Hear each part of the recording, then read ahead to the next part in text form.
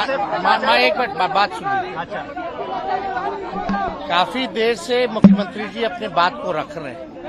मुख्यमंत्री जी ने खास तौर पर बताया कि पूरे बिहार विधानसभा में एक अकेली पार्टी रहेगी भाजपा, बाकी जितने सदस्य और पार्टी जो है नीतीश कुमार जी को अपना नेता यानी महागठबंधन का नेता माना है। और सोचने वाली ये बात है कि पूरे नॉर्दर्न इंडिया में अगर आप देखें, हिंदी पट्टी में देखें तो भाजपा का अब कोई अलायंस पार्टनर नहीं रहा। एक भी अलायंस पार्टनर भाजपा का नहीं है। और ये तो इतिहास बताता है कि भाजपा जहां रहती है, जिसके साथ रहती है, उसको खत्म करने में लगी रहती है। आप पंजाब देख लीजिए, आप महाराष्ट्र देख लीजिए, और जो बिहार में हो रहा था वो किसी से छुपा है क्या? हर एक लोगों को पता है कि क्या भाजपा की तैयारी थी। लेकिन जो देश में जो अराजकता का जो माहौल बन रहा है, जो सांप्रदायिकता जिस प्रकार से फल फूल रही है, जिस प्रकार से सामाजिक न्याय पे हमला हो रहा है, उसको देखते हुए, देश के माहौल को, स्थिति को देखते हुए, चाहे महंगाई हो, बेरोजगारी हो, आप अर्थव्यवस्था देख लीजिए, देश की सुरक्षा देख लीजिए, चीन घुस करके घर बना लिया, गांव बसा रहा है, आप क्या कार्रवाई कर रहे हैं? तो पूरी चीजों को देखते हुए, और आज का तो दिन भी बहुत ही महत्वपूर्ण दिन है। और महत्वपूर्ण दिन क्या है कि आज के दिन ही क्विट इंडिया की शुरुआत हुई थी, यानी अंग्रेजों भारत छोड़ो का नारा शुरुआत हुआ था।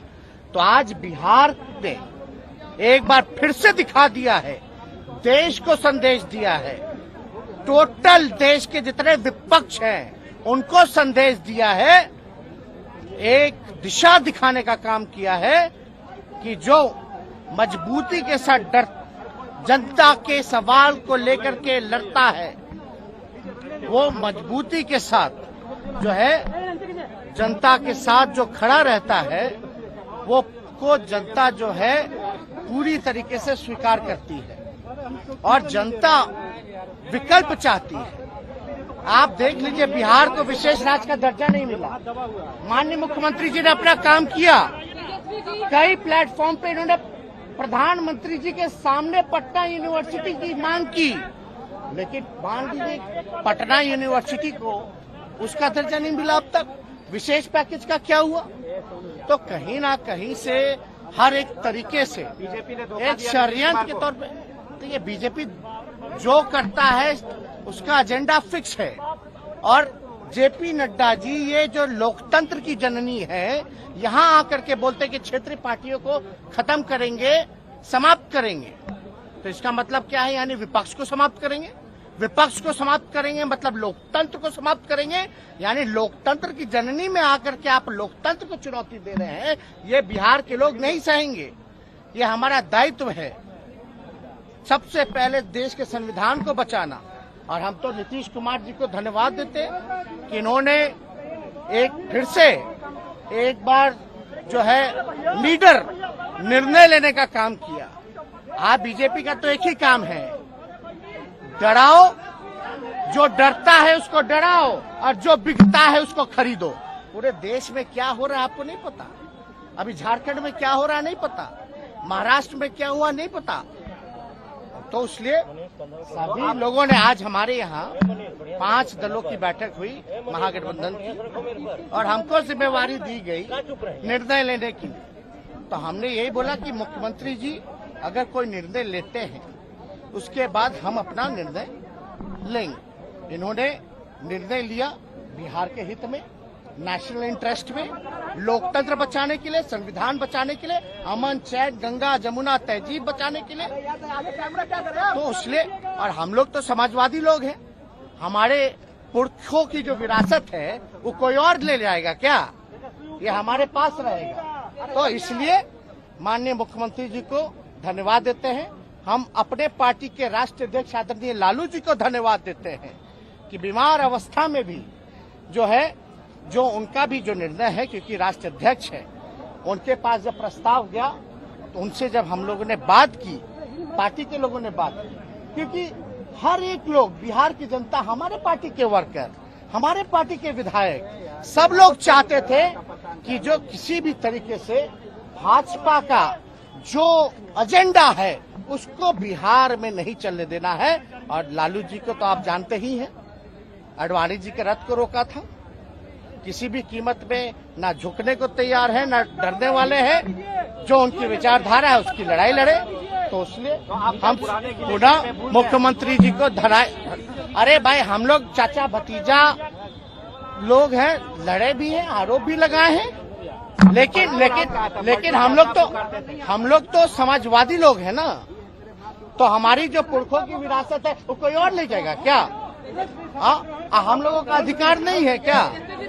तो हर घर में लड़ाई होती है, हर भाई में बकझक होती है, तो उस पर ध्यान नहीं देना। अभी समय क्या है, समय क्या था? 2024 के लिए नीतीश कुमार क्या प्रधानमंत्री पद के अच्छे उम्मीदवार आपको दिख और रहे हैं? देखिए, मुख्यमंत्री जी ने तो देखिए, जब हम लोगों ने जाति जनगणना के बारे में बात की, थोड़ी सी भी देरी नहीं लगाई, और दो बार जो है उस समय तो भाजपा के लोग ही जो है पूरी तरीके से अध्यक्ष थे उस समय के विधानसभा के चौधरी जी, विजय चौधरी जी, इनके ही अध्यक्षता में 2 बार पारित हुआ।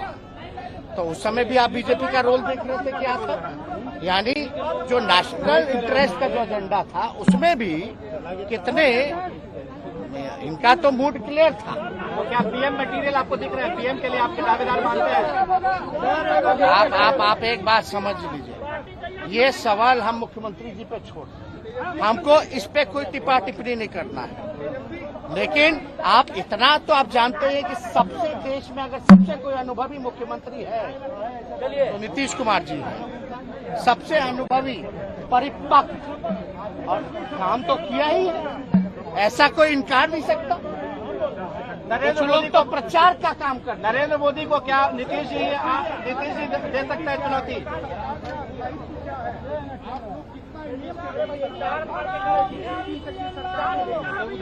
बिना इंटरेस्ट के, और ये कोई अपना इंटरेस्ट नहीं है, ये बिहार का इंटरेस्ट है, बिहार के नौजवानों का इंटरेस्ट है। इसलिए 10 लाख जो रोजगार देने की बात की थे, क्या आपकी सरकार दे? हम लोगों की बात चलेगी। अभी तो 10 लाख नौकरी, एक बार तारीख तो तय हो जाने दीजिए, 10 लाख तारीख तय हो जाने दीजिए, जनता के दुख दर्द को दूर किया जाएगा।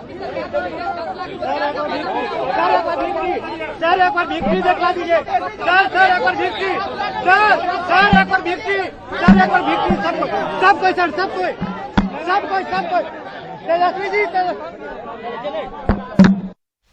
तो हम देख सकते हैं तेजस्वी यादव बहुत आक्रामक थे। सबसे अहम जिस तरह से नीतीश कुमार ने बोला कि 7 पार्टियों का महागठबंधन बनने जा रहा है और 164 विधायक उनके साथ हैं। और जिस तरह से तेजस्वी यादव ने कहा है कि जो ये इन्होंने निर्णय लिया नीतीश कुमार ने, वो संविधान को बचाने का, लोकतंत्र को बचाने का, गंगा जमनी तहजीब को बचाने का ये आज ये फैसला निर्णय लिया है मुख्यमंत्री नीतीश कुमार ने। उन्होंने ये भी कहा है, भाजपा पर तीखा प्रहार किया है तेजस्वी यादव ने। उन्होंने कहा है कि अगर आप देख लें आज के इस फैसले के बाद देश के उत्तरी भाग में भाजपा का कोई अलायंस पार्टनर नहीं रह गया है।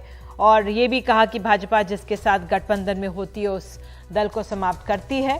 तो अपने आप में आज बहुत अहम दिलचस्प ये है। और जब उनसे पूछा गया क्या नीतीश कुमार 2024 के लिए प्रधानमंत्री उम्मीदवार हैं, उसके लिए कैंडिडेट हैं, तो उन्होंने कहा कि सबसे अनुभवी हैं ये मुख्यमंत्री और सबसे परिपक्व हैं जो इस समय की राजनीति है।